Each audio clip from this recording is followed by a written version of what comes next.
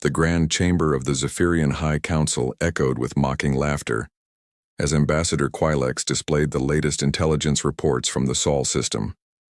The crystalline beings that made up the galaxy's most advanced civilization found human achievements utterly amusing. "Look at these primitive creatures," Quilex sneered, gesturing toward the holographic display showing Earth's cities. "They still burn fossil fuels on parts of their planet. Their fastest ships barely reach half-light speed, and they've only colonized a handful of worlds in 3 centuries. Council Prime Nexar leaned forward in his gleaming throne, his translucent skin pulsing with amusement. "And yet they dare to request membership in our galactic coalition? What could these backwater primates possibly offer us?" Captain Jackson Vega, the only non-Zephyrian present in the chamber, shifted uncomfortably in his seat. As a member of the Altarian species, he had served the Zephyrian Empire for over 2 decades, but something about dismissing humans so casually made him uneasy.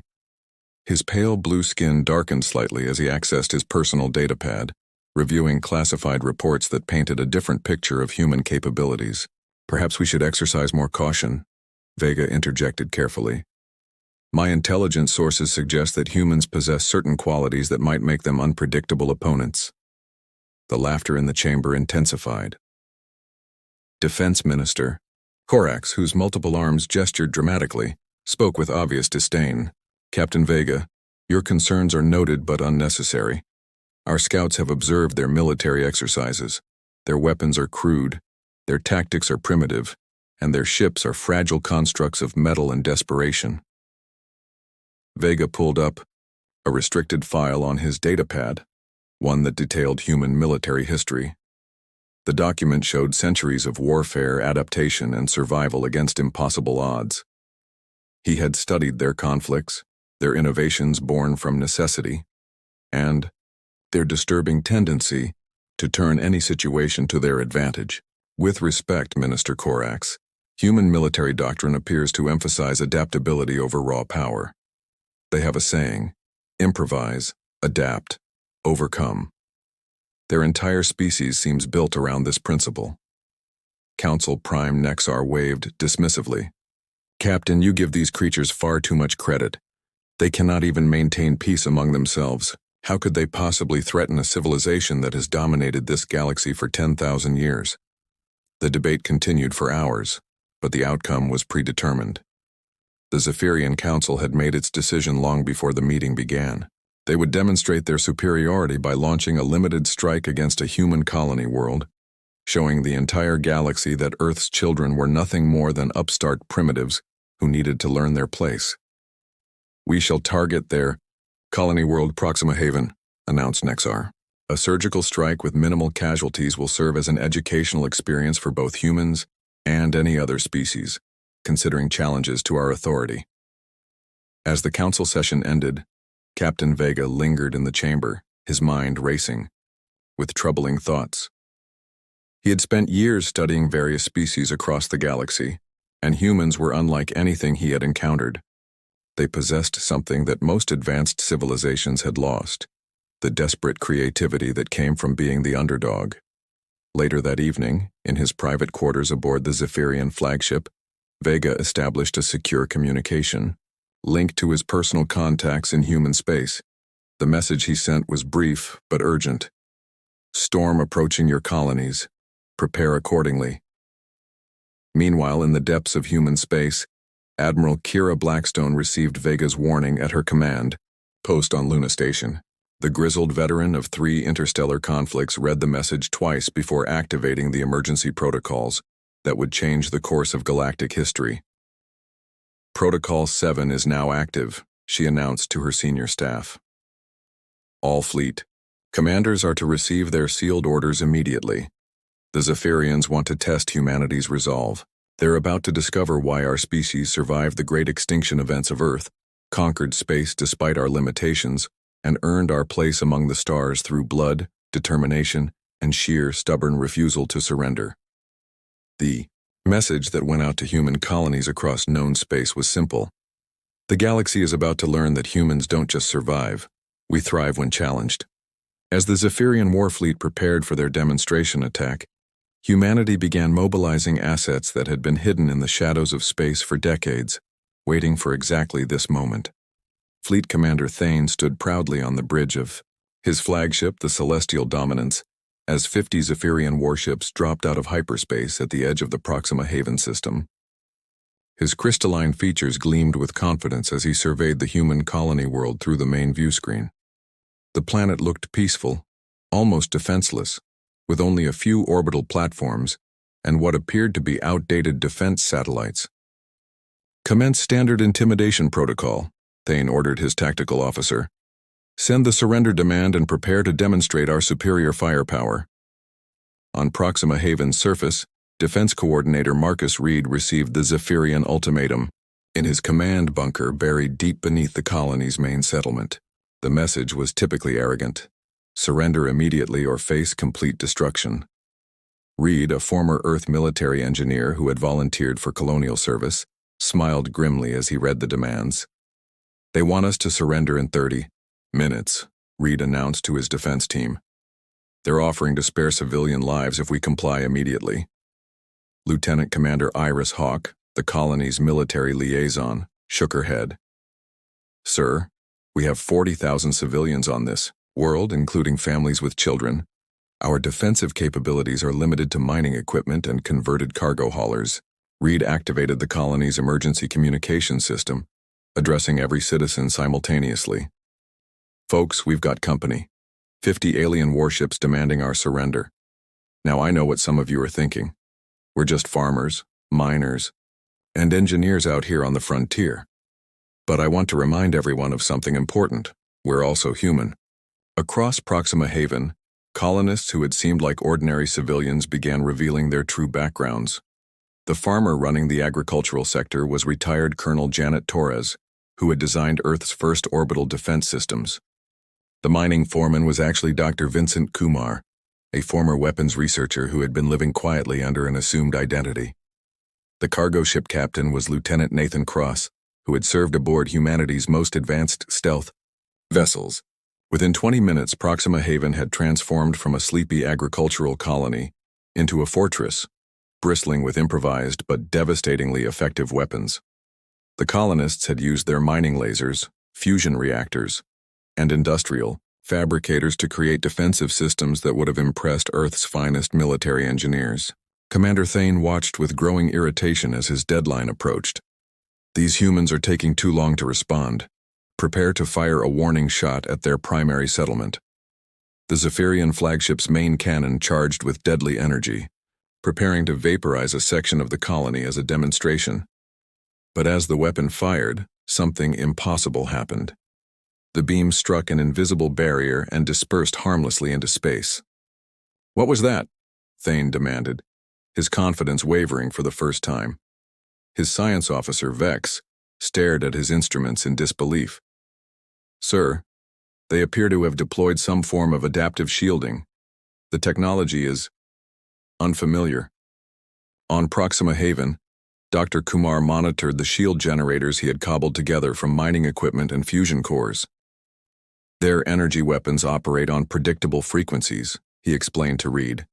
"I've created resonance barriers that can neutralize their primary offensive capabilities." The real surprise came when Proxima Haven began firing back. What the Zephyrians had dismissed as primitive mining equipment revealed its true nature as the colonists launched their counterattack. Industrial railguns, originally designed for launching cargo containers into orbit, began hurling dense metal projectiles at the alien fleet with terrifying accuracy. "Impossible!" Thane shouted as 3 of his escort vessels vanished in brilliant explosions. "How are they penetrating our shields with such primitive weapons?" The answer lay in human engineering philosophy.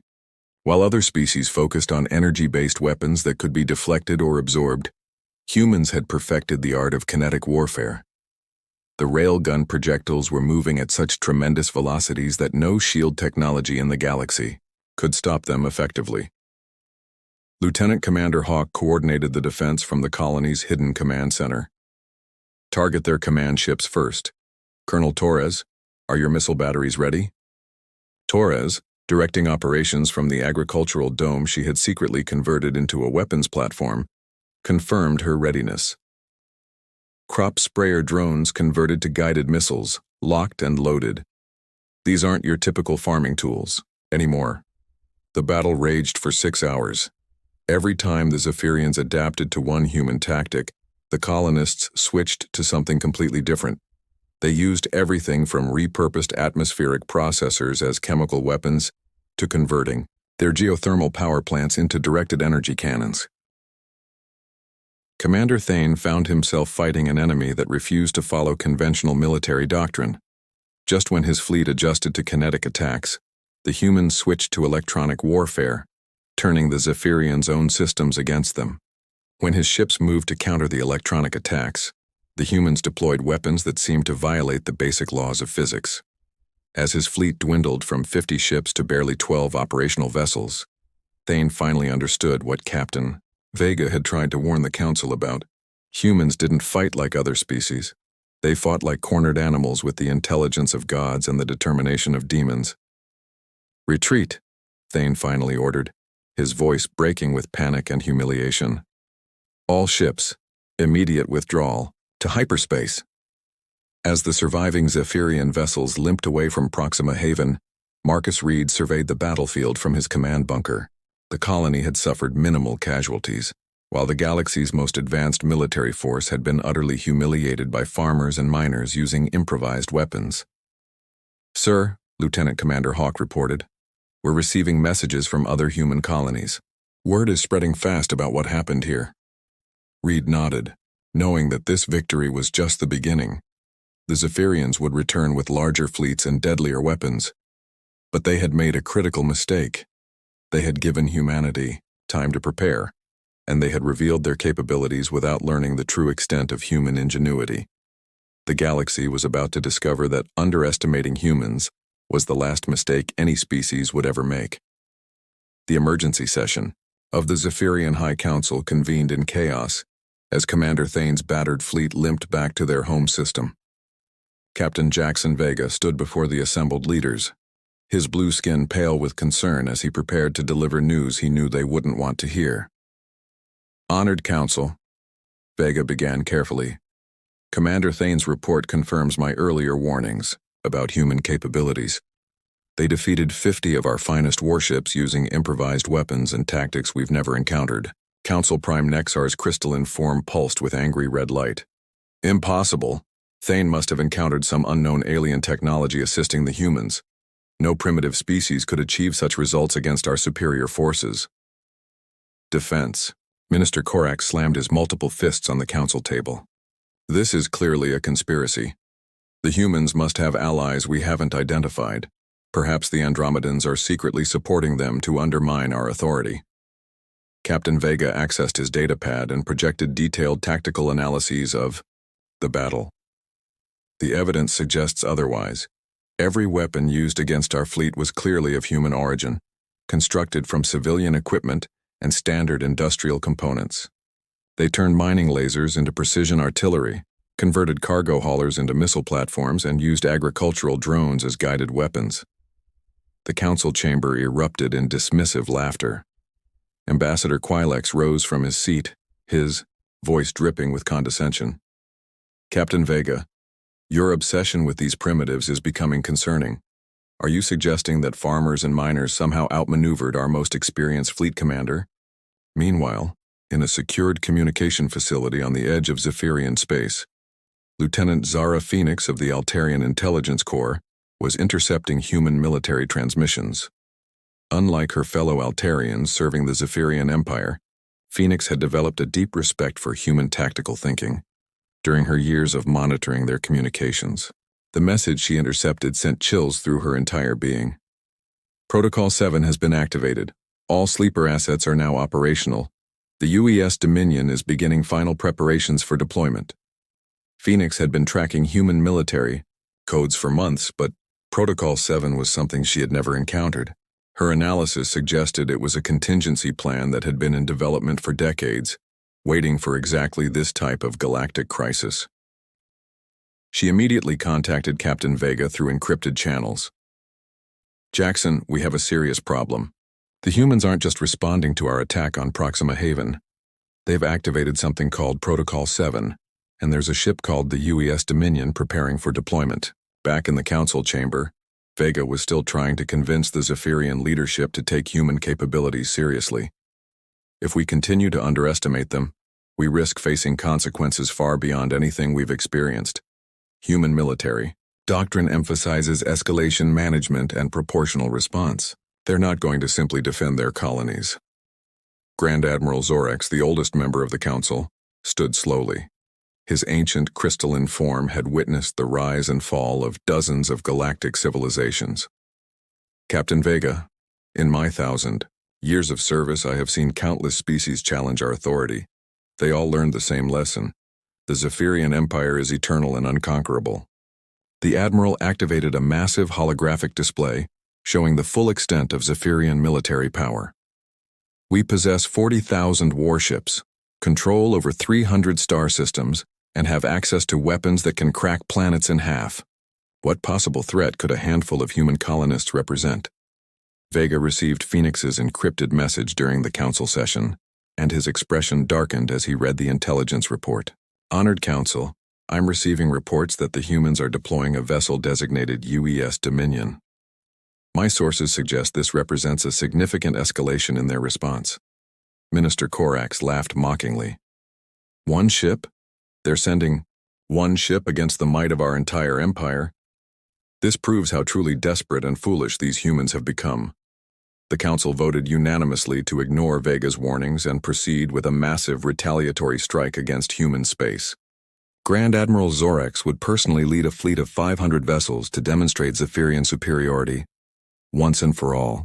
As the council session ended, Captain Vega and Lieutenant Phoenix met in a secured location to discuss their growing concerns about the impending conflict.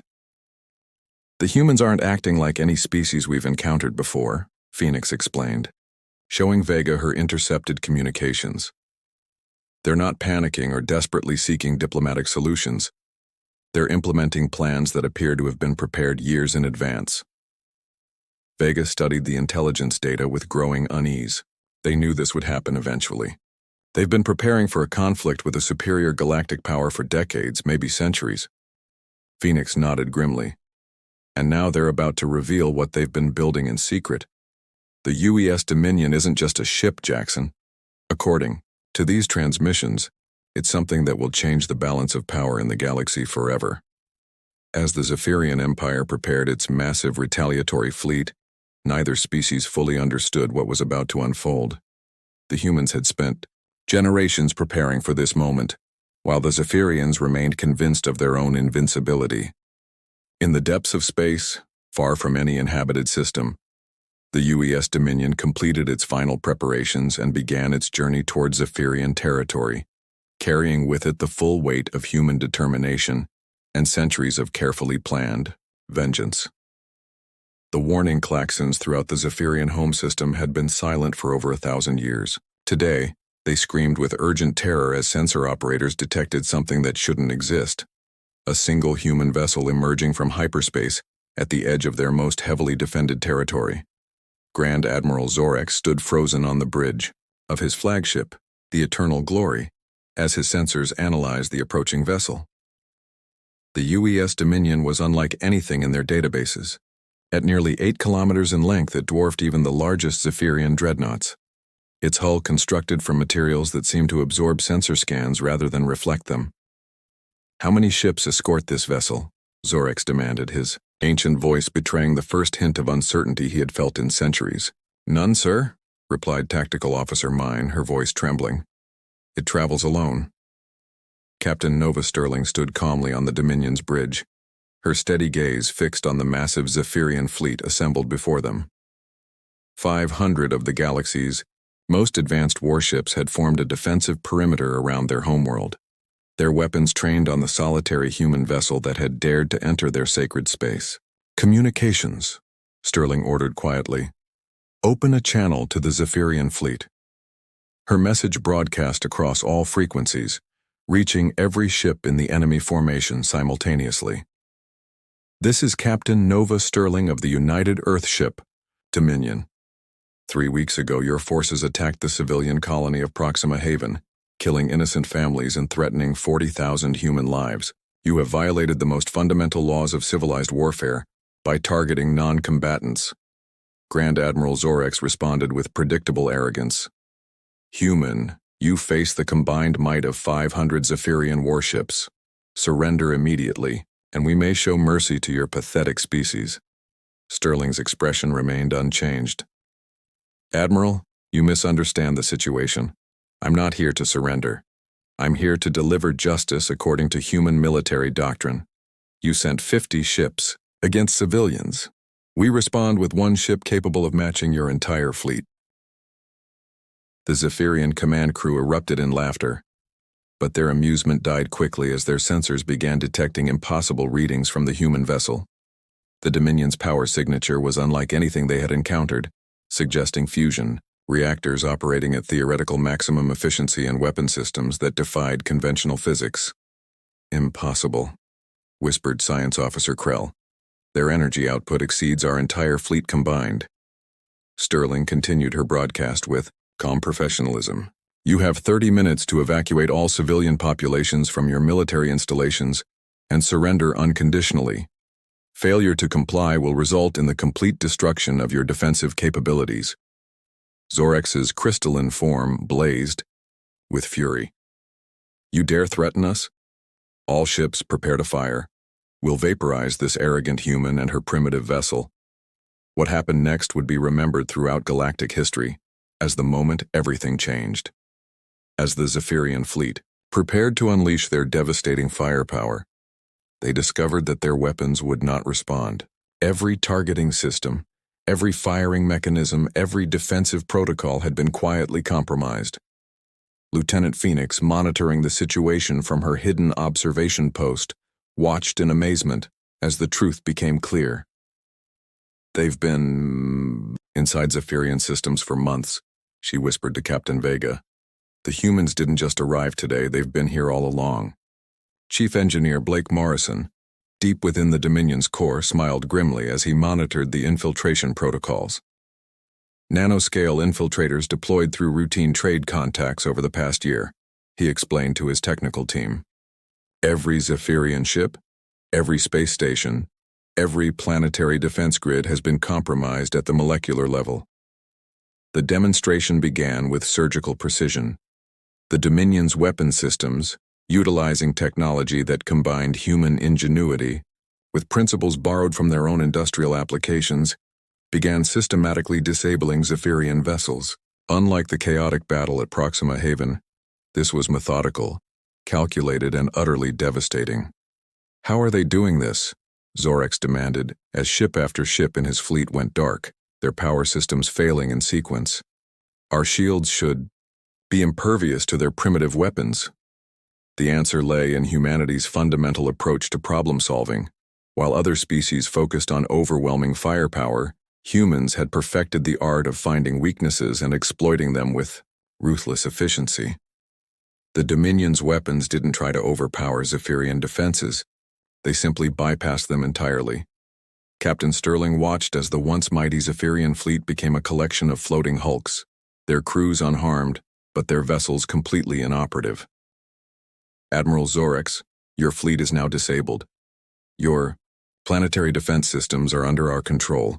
Your government buildings are surrounded by our infiltration units. This conflict is over. This is impossible, Zorex screamed, his composure finally cracking. We are the masters of this galaxy. We have ruled for 10,000 years. Sterling's response was delivered with the calm authority of someone who had expected this exact outcome. Admiral, your species ruled through superior technology and overwhelming force. You never learned to adapt because you never faced an opponent who could challenge your assumptions. Humans became the dominant species on Earth not because we were the strongest or the fastest, but because we were the most adaptable. The final revelation came as Zephyrian scientists analyzed the technology that had so easily defeated them. The Dominion systems were built on principles that seemed impossibly advanced, but closer examination revealed they were sophisticated applications of basic human engineering philosophy. If something doesn't work one way, try another way, and keep trying until you find a solution. Your people laughed at our primitive technology, Sterling continued. You dismissed our crude weapons and unsophisticated tactics, but you failed to understand that humans don't just build weapons. We build solutions to problems you didn't even know existed. As the Zephyrian Empire's military might lay helpless before a single human vessel, the galaxy itself held its breath, waiting to see what humanity would do with their unexpected victory. 6 months after the fall of the Zephyrian Empire, the galaxy had transformed beyond recognition. Captain Jackson Vega stood in what was once the Zephyrian High Council chamber, now serving as the headquarters for the newly formed Galactic Cooperation Initiative. The irony wasn't lost on him that he, who had tried so desperately to warn his former masters, was now humanity's first non-human ambassador.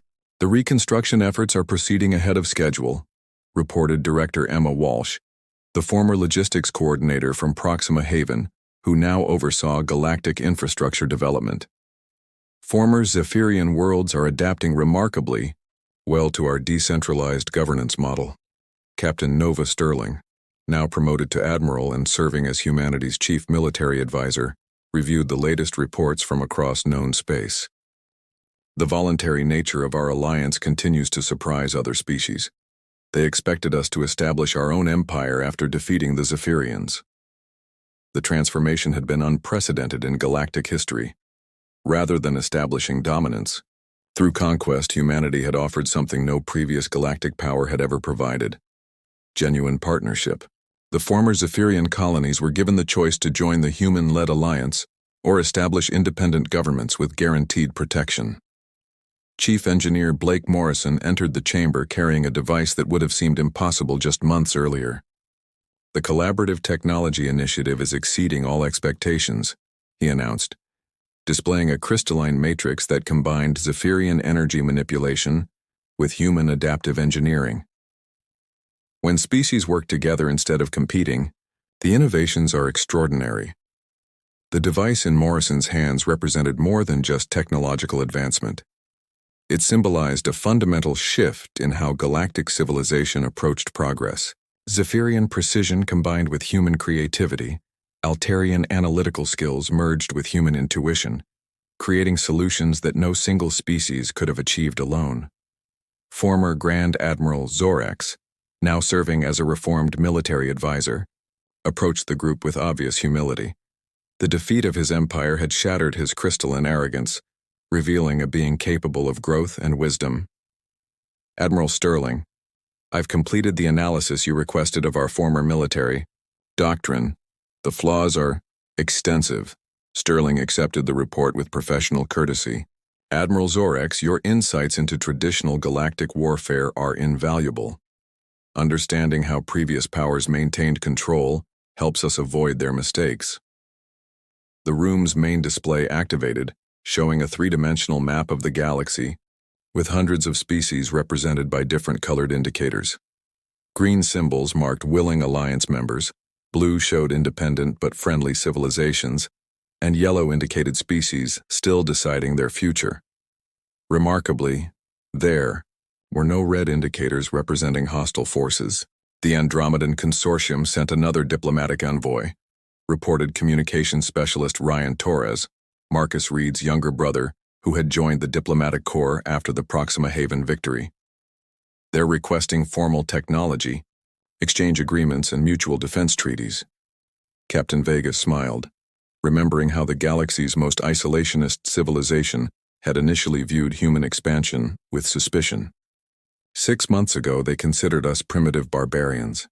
Now they're asking to learn from our governmental and military innovations. The transformation extended beyond politics and technology. Dr. Vincent Kumar, the former weapons researcher turned peace engineer, had established the Galactic Conflict Resolution Institute. His facilities were already mediating disputes between species that had been enemies for centuries, using human diplomatic techniques that emphasized understanding rather than dominance. The psychological impact of our victory continues to ripple throughout known space, observed Lieutenant Commander Iris Hawk, now serving as Director of Strategic Intelligence. Species that have been oppressed for millennia are rediscovering their own potential for innovation and independence. Admiral Sterling reviewed the daily reports from human colonies scattered across the galaxy. Each settlement had become a beacon of the new order, demonstrating that advanced civilization didn't require massive fleets or technological superiority. It required something much simpler and infinitely more powerful: the willingness to help others succeed. The most remarkable aspect of this transformation, noted Morrison, is that we're not imposing human values on other species. We're showing them that cooperation produces better results than conquest. Lieutenant Zara Phoenix, now serving as head of interspecies intelligence coordination, presented her latest analysis. Formerly aggressive civilizations are voluntarily dismantling their military hierarchies and investing in exploration and research instead. The galaxy is experiencing its first true golden age of scientific advancement. The meeting concluded with a presentation from Colonel Janet Torres, who had returned from establishing defensive academies on former Zephyrian worlds. Every species we're training wants to learn our adaptive tactics, but they're also teaching us new approaches we never considered. Human military doctrine is evolving faster than ever because we're finally learning from allies instead of just defeating enemies. As the senior staff prepared to leave, Captain Vega remained behind with Admiral Sterling. "Nova, do you think we've really changed anything permanently? Or will the galaxy eventually return to the old patterns of dominance and submission?"